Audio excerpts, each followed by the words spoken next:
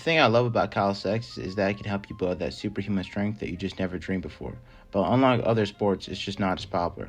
You don't have a coach you can go to. You might have some friends or the use of the internet, but that's typically the best that you have when it comes to the sport. It's like players practicing basketball, but without the coach. It just won't go well. Because of this, a lot of people will get avoidable injuries over time. And the higher you go with calisthenics, the more you'll likely get injured. This is why calisthenics will eventually kill you.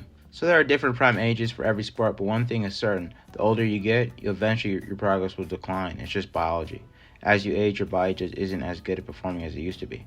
After around age 30, you begin to slowly decline. Repairment of the body tissues is slower. Tissues such as tendons and cartilage wear down, leading to the body becoming just more susceptible to injuries. And if you're not doing these exercises that I'm about to tell you, it causes you to experience avoidable back pain. Coaches will prescribe exercises needed to deter these injuries such as hyperextensions and supermans, as well as deadlifts. This can help strengthen the lower body for exercises like the front lever and planche. If you don't do this, it can cause you to have injuries into the future. Now, the main reason why people aren't doing this, besides not knowing the info or trying to impress the local baddies, is equal lifting. Equal lifters. Equal lifting is one of the best ways to hurt yourself while making minimal to no gains, all for the sake of a little respect from the boys. But equal lifting is not just final weightlifting, but calisthenics as well. If you're a lot like me, you probably thought you were strong enough to do basic exercises like the L-sit, but it turns out that you're shakier than my ex after a late night cardio session.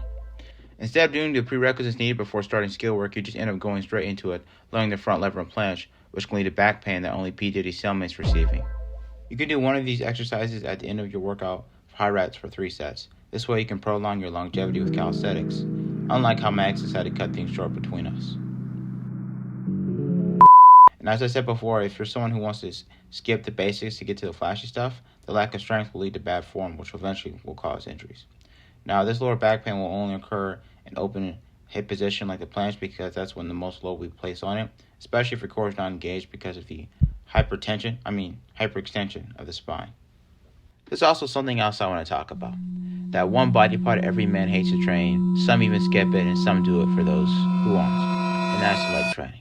The whole entire reason my ex got with me is because she told me I had nice calves. And if you don't train your legs, it can lead to injury due to muscle imbalances, like my boy right here. A lot of calisthenic athletes have the physique of that crab man off of SpongeBob.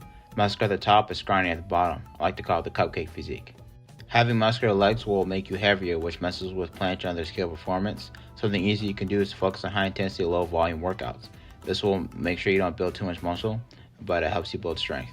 So for me, I found when I wanted to build hypertrophy within my legs, to stick within that high rep range, lower intensity, around that 25 reps.